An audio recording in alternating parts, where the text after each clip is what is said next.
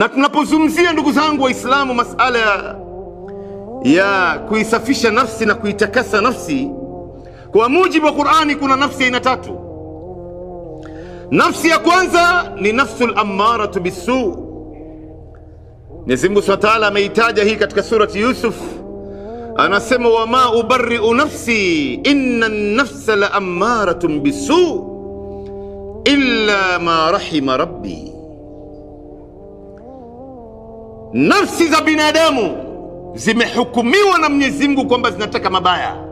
Hii inaitwa nafsul ammara, ndivyo ilivyoumbwa, isipokuwa nafsi za wale ambao Mwenyezi Mungu mwenyewe anawajua katika huruma yake, minal anbiya washuhada wassalihin, manabii wa Mungu na mashahidi na wengineo katika waja wema.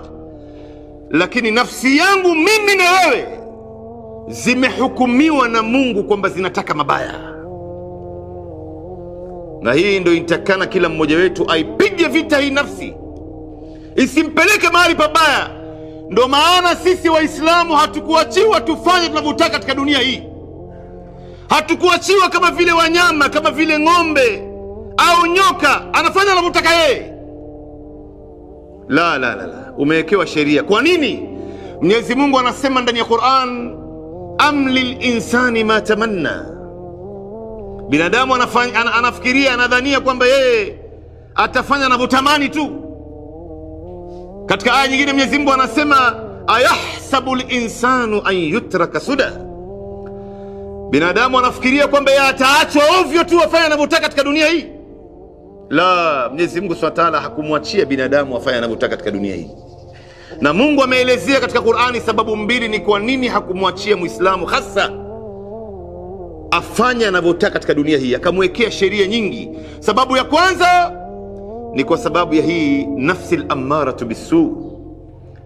Nafsi yangu na yako zimehukumiwa kwamba zinataka mabaya, zinataka machafu, zinataka kitu kibaya, hairidhii katika jambo nzuri. Sasa hali ingelikuwaje leo tungelikuwa tumeachiwa tufanye tunavyotaka, uko huru, kila kitu ya haramu wewe tumia, chochote unachohisi unataka kufanya fanya. Hii dunia ingekuwa imegeuka juu chini kwa machafu ya binadamu.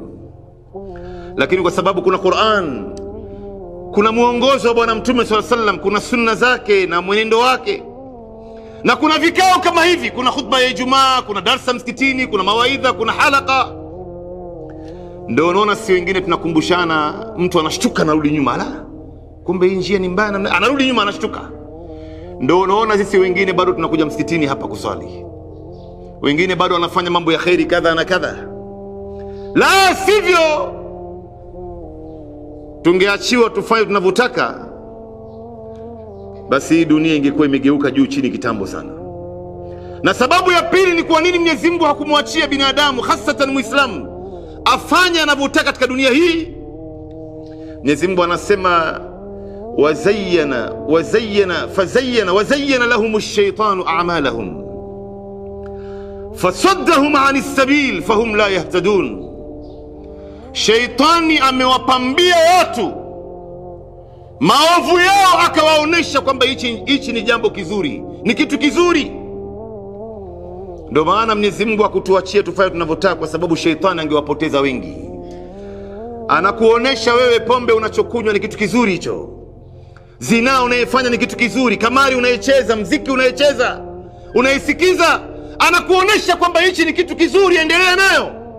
Ndio maana Mungu hakutuachia sisi, kwa sababu shaitani angewapeleka wengi mahali pabaya. Nafsi ya pili ambayo tunaikusudia hapa inaitwa nafsi al-lawama. La uqsimu bin nafsi al-lawama. Nafsi al-lawama ni nafsi ambayo inakulaumu wewe kila wakati, inakulaumu, na inakulaumu upande wote mbili.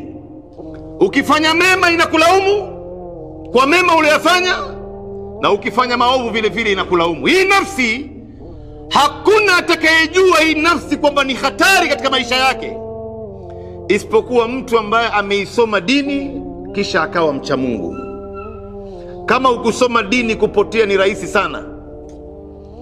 Hii nafsi unafanya jambo la kheri na kuambia kwa nini umefanya jambo la kheri wewe.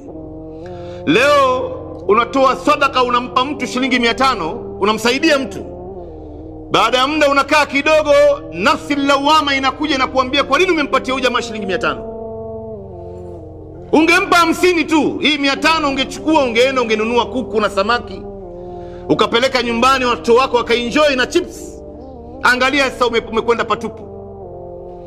Wewe leo unaamka salati alfajiri, unaswali kwa jamaa msikitini kisha ikifika mchana unaanza kusinzia kazini au mbele ya watu. Nafsi lawama inakuja na kuambia, unaona sasa, kwa sababu ya kuamka salati alfajiri ndio inahatarisha hata kazi yako. Unaanza kulalala mbele ya watu hapa. Nafsi lawama, unakaa kwenye vikao kama hivi, nafsi lawama inakuambia unapoteza wakati bwana. Huyu shekha anatoa khutba ndefu sana huyu. Sasa hivi ningekuwa nimekaa kwenye TV, ningekuwa kwenye mazungumzo yangu, kwenye michezo yangu, katika dili yangu fulani. Ndio unaona wengi wa watu wanashindwa kukaa katika vikao kama hivi. Wacha ya Ijumaa, vikao vingine vya kheri kama ya darsa msikitini, kuna muhadhara, akikaa yeye anakereketwa tu, anataka atoke hapa. Ikiwa msikiti inakukera wewe, ndugu zangu Waislamu, pata kujua humo ndani ya hatari kubwa sana. Wewe unakaa hapa, kazi yako ni kulalamika tu. Imam amepitisha nafasi khatibu wa Ijumaa, ikatokea siku moja amepitisha dakika 5, basi ile hasira na uchungu uliokuwa naye kwa sababu ya kwenda kula lunch, kwa sababu ya kukaa kule nje, na utakuta hata wengine hawana kazi ya kufanya, lakini nafsi lawama laumu kwa kheri ambayo wako ndani yake. Hatoijua mtu hii nafsi isipokuwa mtu ambaye ameisomea hii dini na akaisomea hizi nafsi. Huyu ndio ambaye atakaisalimika, kisha akawa yeye ni mcha Mungu, akawa anamuogopa Mola wake. Na hii nafsi lawama vile vile inakulaumu katika mambo ya shari. Umefanya jambo lolote mbaya, inakuja inakulaumu, kwa hiyo umefanya jambo lile na Mungu amekataza.